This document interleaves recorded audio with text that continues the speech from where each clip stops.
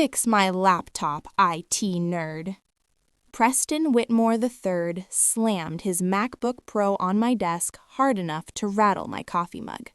He was 24 years old, designer suit, $400 haircut, the kind of tan you only get from ski trips to Aspen and summers in the Hamptons, and he was looking at me like I was something stuck to the bottom of his Italian loafers. I'd been at Whitmore Capital for 11 months, head of cybersecurity for one of the largest family investment offices on the East Coast, $4.7 billion in assets under management. But to Preston, I was just the IT guy, someone to snap his fingers at, someone beneath him. I looked at the laptop, looked at Preston's smug face, looked at the security feed playing silently on my secondary monitor, the one showing his father watching this entire interaction from his office upstairs. Then I smiled. Sure. I took the laptop, opened it, typed a single command. The screen went black. Preston's smirk vanished. Hey, what the hell? It went black. I didn't fix it. What do you mean you didn't fix it? What did you do? I leaned back in my chair. I remotely revoked your trust fund access, all $47 million of it, your cryptocurrency wallets too, and your access to the family's private banking portal. Preston's face went white. You can't do that. You're IT. You're nobody. Your father asked me to test the security of Whitmore Capital's systems, including the human element. I paused. You just failed, Preston. His phone buzzed. He looked down. The color that had drained from his face somehow disappeared even further. Dad wants to see me. Now. I know. I scheduled the meeting. Before I explain how an IT nerd brought down the heir to a $4.7 billion fortune, if you're enjoying this story, a like and subscribe would mean a lot. We're working toward 1,000 subscribers, and your support helps more than you know. Now, let me tell you how this all started. My name is Vesper Webb. I was 36 years old when Preston Whitmore III learned the most expensive lesson of his life. But my story started long before that confrontation. I grew up in Baltimore, not the nice part, the part where you learn to fix things because you couldn't afford to replace them. My first computer was a Dell Optiplex I pulled from a dumpster behind an office building when I was 12. Took me 3 weeks to get it running. Taught myself everything from YouTube videos and library books. By 14, I was fixing computers for neighbors, $20 a pop. By 16, I'd built my first network, a mesh system that let 6 families on my block share a single internet connection. The ISP eventually shut it down, but not before I'd learned more about networking than most college graduates. I didn't go to an Ivy League school, couldn't afford it. I went to community college, then transferred to University of Maryland on a scholarship I'd earned by winning a state cybersecurity competition. Graduated with a 3.94 GPA, double major in computer science and mathematics. My professors said I had a gift, not just for understanding systems, but for thinking like someone who wanted to break them. That's the real skill in cybersecurity, not building walls, but imagining every possible way someone could climb over them. After graduation, I spent 8 years climbing the corporate ladder the hard way. Started as a junior analyst at a regional bank, $52,000 a year. Worked my way up to Security Operations Center Manager, then Senior Security Architect, then Director of Information Security at a mid-size investment firm. By 35, I had a reputation. 3 successful penetration tests against Fortune 500 companies, 2 published papers on neural network-based threat detection, 1 patent pending on an authentication protocol that major tech companies were licensing. I was good at my job, but more importantly, I was invisible. That's the thing about cybersecurity. When you do it right, nobody notices. No breaches, no headlines, no drama. Just quiet protection that everyone takes for granted. Until something goes wrong, and then, suddenly, everyone wants to know who's been guarding the gates. The call came on a Tuesday afternoon in March. Ms. Webb, this is Catherine Price, Executive Assistant to Richard Whitmore. Mr. Whitmore would like to meet with you regarding a potential position. Richard Whitmore. Even in the insular world of East Coast finance, that name carried weight. Third-generation wealth. Whitmore Capital had been managing family money since 1962, starting with his grandfather's steel fortune, expanding into diversified investments that now spanned private equity, real estate, and venture capital. $4.7 billion in assets, a client list that read like the social register, and a reputation for absolute discretion that old money valued above all else. "I'm flattered," I said carefully, "but I'm not currently looking for new opportunities." Mr. Whitmore anticipated you might say that.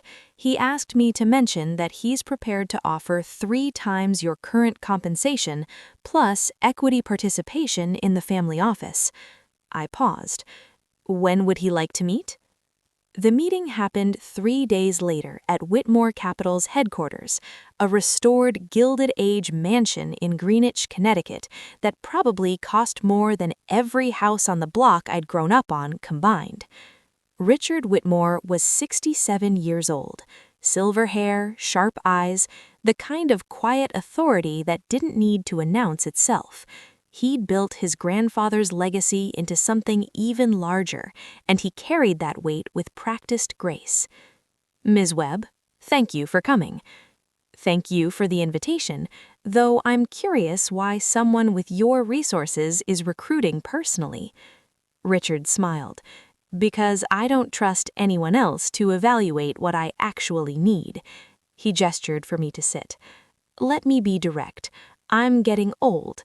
Not dying, I have excellent doctors, but old enough to think seriously about succession, about legacy, about what happens to everything my family has built when I'm no longer here to protect it." "You have a son." "I have a son." Richard's expression flickered, something complicated behind his eyes. "Preston, 24 years old, Dartmouth education, MBA from Wharton. On paper, the perfect heir. But not in practice." Richard was quiet for a moment. "My son has never been told no. That's my fault, his mother's fault, the fault of everyone who's ever worked for this family and decided that agreeing with a Whitmore was easier than disagreeing." "What does this have to do with cybersecurity?" "Everything." Richard leaned forward.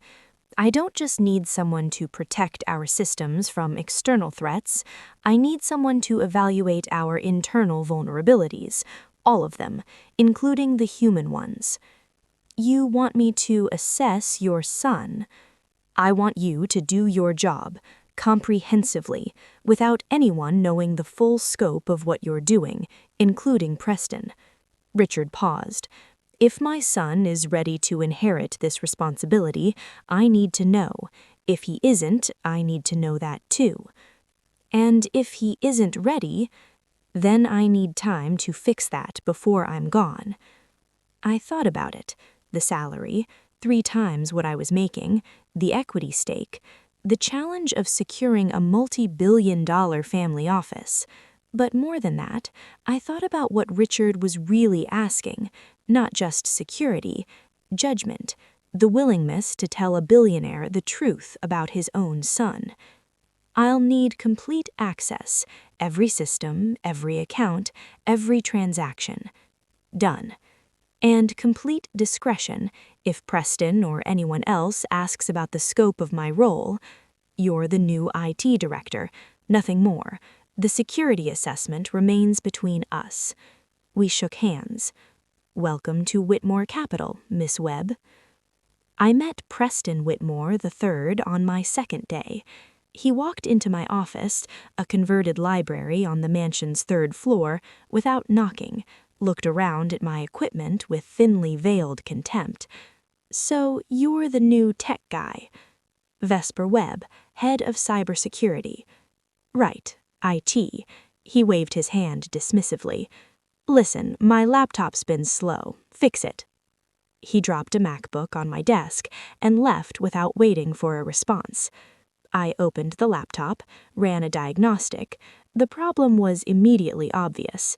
847 browser tabs open, 3 redundant antivirus programs conflicting with each other, and a cryptocurrency mining extension that Preston had apparently installed without realizing what it did. I fixed it in 20 minutes, left a note explaining what I'd found. Preston never acknowledged it. Over the following weeks, I built a comprehensive picture of Whitmore Capital's security infrastructure, and simultaneously a comprehensive picture of Preston Whitmore III. He was, in many ways, exactly what his father feared. Not stupid.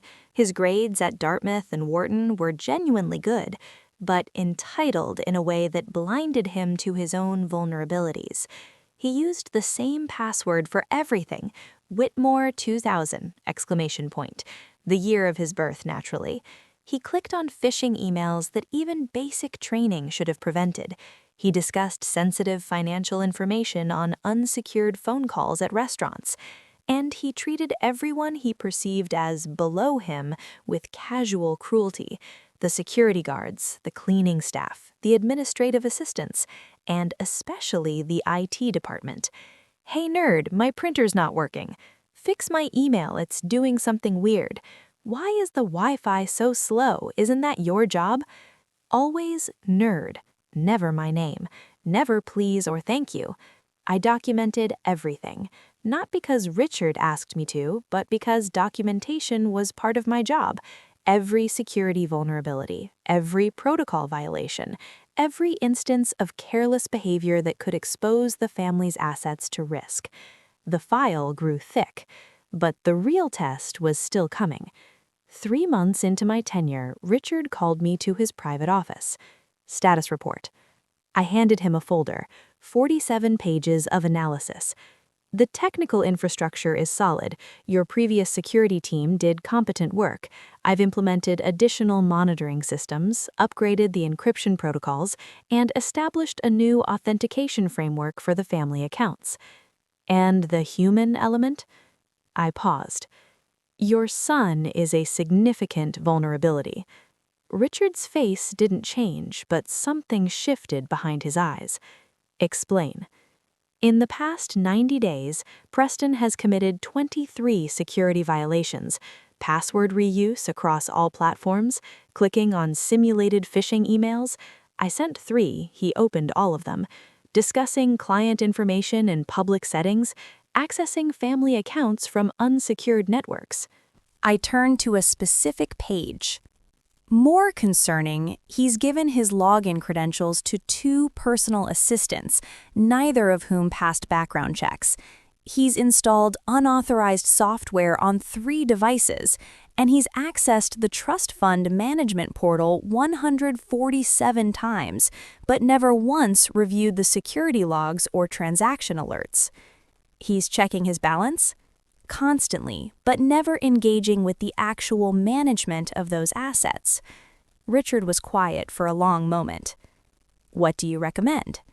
A controlled test, something that reveals not just his technical vulnerabilities, but his character under pressure, how he treats people, how he responds when confronted with consequences. What kind of test?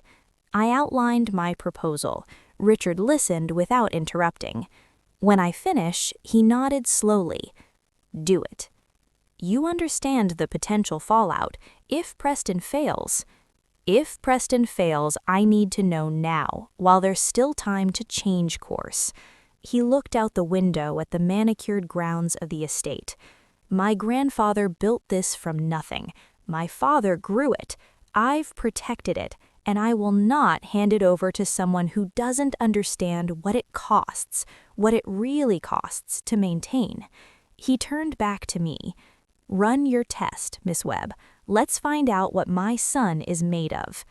I had 30 days to prepare. First, I built the technical infrastructure. The family's trust fund access, cryptocurrency holdings, and banking portals all ran through systems I controlled. I created a kill switch, not a permanent revocation, but a temporary lockout that could be triggered remotely with a single command. The command would freeze all access for exactly 4 hours, long enough to create panic, short enough to avoid actual financial damage. Second, I set up surveillance, hidden cameras in my office, audio recording on my workstation, everything legal under Connecticut law. Single-party consent meant I only needed my own permission to record conversations in my own workspace. Third, I coordinated with Richard. He would be watching the entire interaction from his office via a secure video feed. He would see exactly how his son behaved when he thought no one important was looking. Finally, I waited. I knew Preston would come to me eventually. He always did. His laptop was constantly having problems he created through careless usage and refused to learn from. I just had to wait for the right moment. It came on a Thursday afternoon. Preston had been drinking at lunch. I could smell it when he walked in. His face was flushed, his movements slightly uncoordinated. He'd just come from a meeting with the family's estate attorneys, and based on his expression, he hadn't liked what he'd heard. Later, I'd learned that the attorneys had informed him of his father's plans to restructure the trust, adding competency requirements before Preston could access the full principal. He was angry, humiliated, looking for someone to take it out on, and I was right there. "Fix my laptop, IT nerd." The laptop hit my desk. I looked at it, looked at Preston, looked at the tiny green light on my monitor indicating that the camera was rolling. Showtime. What's wrong with it this time? How should I know? You're the tech guy. That's your job. Figure it out. I opened the laptop. The problem was obvious. He'd managed to install malware from a suspicious website, probably clicked a pop-up promising free cryptocurrency. But I didn't mention that. Instead, I opened a terminal window, typed a sequence that looked complicated but was actually quite simple. A single command. The screen went black. Preston stared at it. What did you do? Hey, it went black. What the hell? I didn't fix it. What do you mean you didn't fix it? I told you to fix it. What did you do? I turned to face him fully. I remotely revoked your trust fund access. Silence. Preston's face went through several expressions in rapid succession: confusion, disbelief, the beginning of rage. You, what? All 47 million in your personal trust, the cryptocurrency wallets, about 2.3 million, though the market's been volatile, and your access to the Whitmore Capital private banking portal. You can't do that. You're IT. You're nobody. I'm the head of cybersecurity for this organization, which means I have administrative access to every financial system connected to our network, including yours. Preston grabbed the edge of my desk. "Put it back right now, or I'll have you fired. I'll have you arrested. Your father asked me to run a comprehensive security assessment, including testing the human vulnerabilities in this organization. I let that sink in. You just failed, Preston." The color drained from his face. What do you mean, my father asked? His phone buzzed. He looked down at it, looked back at me, looked at the phone again. "Dad wants to see me." "I know. I scheduled the meeting. He's been watching this entire conversation from his office." Preston's mouth opened, closed, opened again. You recorded me?" "I recorded you calling me names, demanding service without basic courtesy, demonstrating the exact kind of careless, entitled behavior that makes you a security risk to this entire organization." I stood. "Your father asked me one question when he hired me. Is my son ready to inherit this responsibility? I've spent 11 months gathering data to answer that question. And what's your answer?" I looked at Preston Whitmore III, 24 years old, every advantage in the world, and absolutely no understanding of what any of it cost. "No." His phone buzzed again. "You should go. Your father doesn't like to wait." Preston turned and walked out of my office. For the first time since I'd met him, he didn't say a word. I wasn't present for what happened in Richard's office, but I had access to the security feed. I watched it later, after everything was resolved. Preston walked in expecting to defend himself, to explain, to charm his way out of trouble the way he always had. Richard was sitting behind his desk. On the surface in front of him was my 47-page assessment, every violation documented, every pattern analyzed, every risk quantified. "Sit down." "Dad, I can explain." "Sit down." Preston sat. Richard was quiet for a long moment. When he spoke, his voice was controlled but heavy with something that sounded like grief. "Do you know what my grandfather did before he made his fortune? He worked in the steel mills. He carried iron 16 hours a day, from the age of 14. He carried iron until his hands bled, until his back gave out, until he'd saved enough to buy his first share in the company that would eventually make him wealthy." Richard opened my assessment. "Do you know what my father did? He managed the investments. He fought in Korea, came home with shrapnel in his leg and nightmares that never stopped. Then he spent 40 years growing what his father had built, working 18-hour days, missing birthdays and holidays and his children growing up." He turned to another page. "Do you know what I've done?" Preston silent. "I've worked every day of my adult life to protect what they built, to grow it, to ensure that it would survive for future generations." Richard looked up. "And I've raised a son who calls the woman protecting our family's entire digital infrastructure IT nerd." "Dad, I didn't know." "You didn't need to know. That's the point." Richard's voice hardened. "You should have been decent regardless of who Vesper Webb was. You should have been grateful that someone with her expertise was willing to work for this family. Instead, you were cruel, dismissive, entitled." He closed the folder.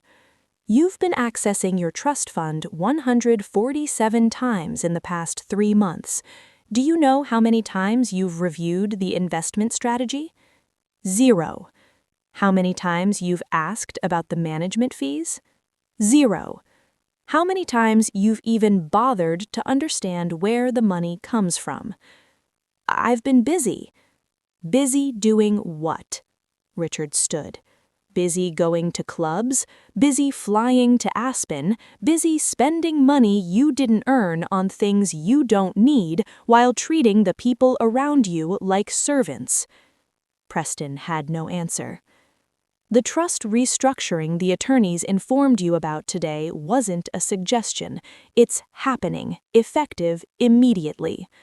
"What does that mean?"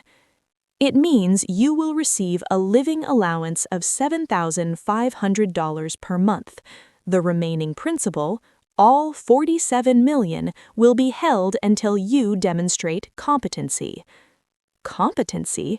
What is that even?" "A real job, not something I arrange for you.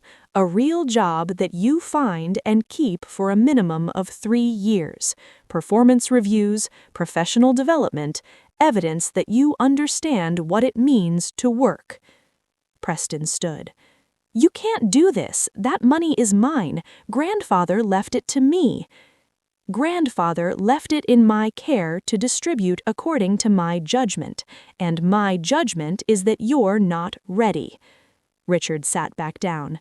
"The access remains revoked until you prove otherwise. Vesper will restore it when, if you've earned it." "Vesper? The IT girl? You're putting her in charge of my money?" "I'm putting the most competent person in this organization in charge of security, including the security of your inheritance from your own worst impulses." Richard turned to his computer screen. "You're dismissed. I suggest you start looking for apartments. The guest house allowance ends in 30 days. Preston stared at his father for a long moment. Then he walked out without another word. The fallout was significant, but contained. Preston moved out of the family estate within 3 weeks, found an apartment in Stamford. A nice one, but nothing like what he was used to. $7,500 a month sounds like a lot until you've been spending $50,000. He got a job. Not immediately. It took him 4 months of rejection before someone hired him. An entry-level analyst position at a small investment firm. $65,000 a year, plus modest benefits. His Instagram went quiet. The Aspen trips stopped. The bottle service at Manhattan clubs became a memory.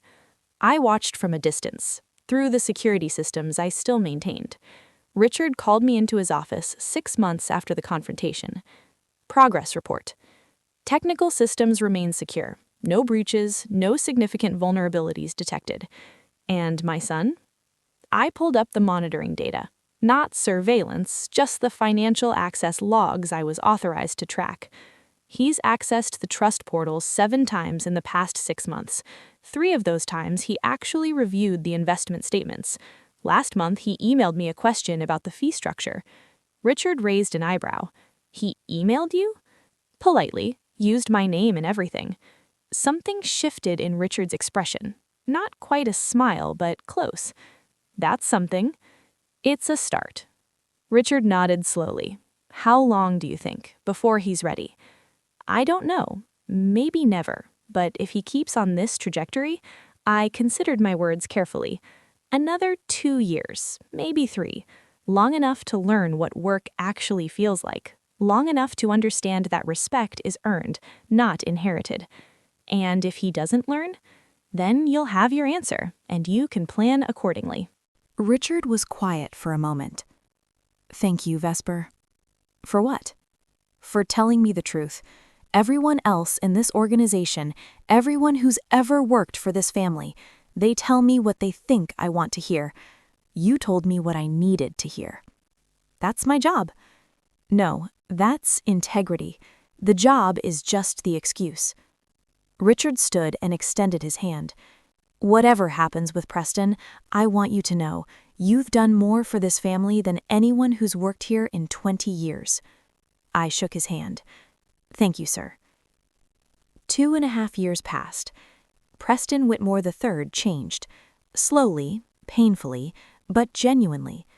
The job he'd taken, the one that paid $65,000 and required him to actually show up on time, it taught him things that no amount of money could have.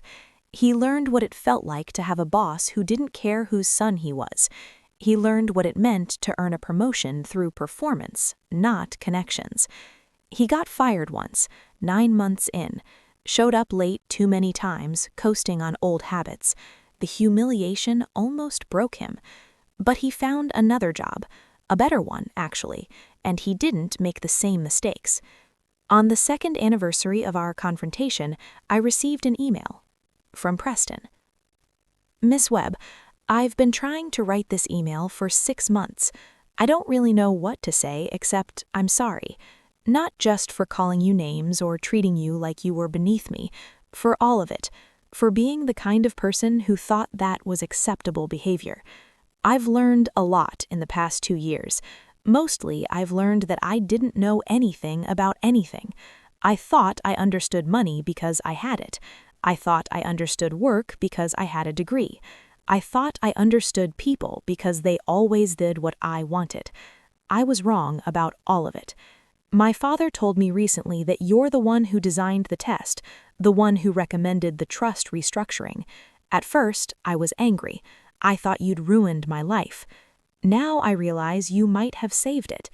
I'm not asking for access to be restored. I know I'm not ready. Maybe I won't ever be ready for all of it. But I wanted you to know that I understand now why you did what you did. Thank you. Preston. I read it 3 times. Then I printed it, walked upstairs, and handed it to Richard without a word. He read it. His eyes went glassy. My son wrote this? This morning. Richard set the paper down carefully, like it might break. I think he might actually be ready to start learning, really learning. I think so too. What do you recommend? I considered the question. Restore partial access, say 20% of the principal, with quarterly reviews. Let him prove he can manage a smaller amount responsibly before trusting him with more. And if he proves himself, then we increase it, gradually. The goal was never to punish him forever. The goal was to teach him what these things actually cost. Richard nodded. Do it. Set up the partial restoration. And tell him yourself. He should hear it from you. Are you sure? He respects you now. More than he respects me, probably. That's not a bad thing. Richard smiled faintly. Some lessons can only come from outside the family. I kept something from that day. A screenshot of the terminal command that froze Preston's access. The exact moment when $47 million became unreachable and an entitled heir became a humbled young man. It's saved on my personal drive, not as a trophy, as a reminder that security isn't just about systems, it's about people, about the vulnerabilities we create through carelessness and arrogance and the assumption that our position protects us. A reminder that the most important tests aren't the ones we know we're taking. A reminder that sometimes the cruelest seeming actions are actually the kindest ones, because they force growth that comfort never could. Preston Whitmore III is 30 now. He's been managing 40% of his trust independently for the past 18 months. His investment decisions have been sound. His treatment of staff, according to reports I still receive, has been exemplary. He'll never be his grandfather. He'll never carry iron until his hands bleed. But he might become someone worthy of what his grandfather built. And that's more than anyone expected on the day he called me IT nerd and demanded I fix his laptop. People ask me if I enjoyed it. That moment when Preston's face went white. When he realized the nobody he'd dismissed had the power to upend his entire life. I didn't enjoy it. I did what was necessary, what Richard needed, what Preston himself needed, though he couldn't have known it then. Cruelty doesn't fix anything, but neither does coddling. Sometimes the kindest thing you can do for someone is show them the consequences they've been shielded from their entire lives. Preston looked at me and saw a servant, an obstacle, someone beneath his notice. He was wrong. I was the gatekeeper, the one person in that organization who had both the access and the willingness to tell a billionaire the truth about his own son. Richard Whitmore hired me to test security. I tested it. Every system, every protocol, every person. Preston failed, then he learned, then he grew. That's not revenge, that's education, the most expensive kind. If this story resonated with you, if you've ever been dismissed, overlooked, or treated like you were just your job title, drop a comment below. I read every single one. And if you enjoyed this, consider subscribing. We're working toward 1,000 subscribers, and every single one makes a difference. We share stories like this every day. People who were underestimated and proved everyone wrong. Share this with someone who needs to hear it today. Because somewhere out there, someone's being called a nerd by a person who doesn't realize how much power that nerd actually holds. Thanks for watching. See you in the next one.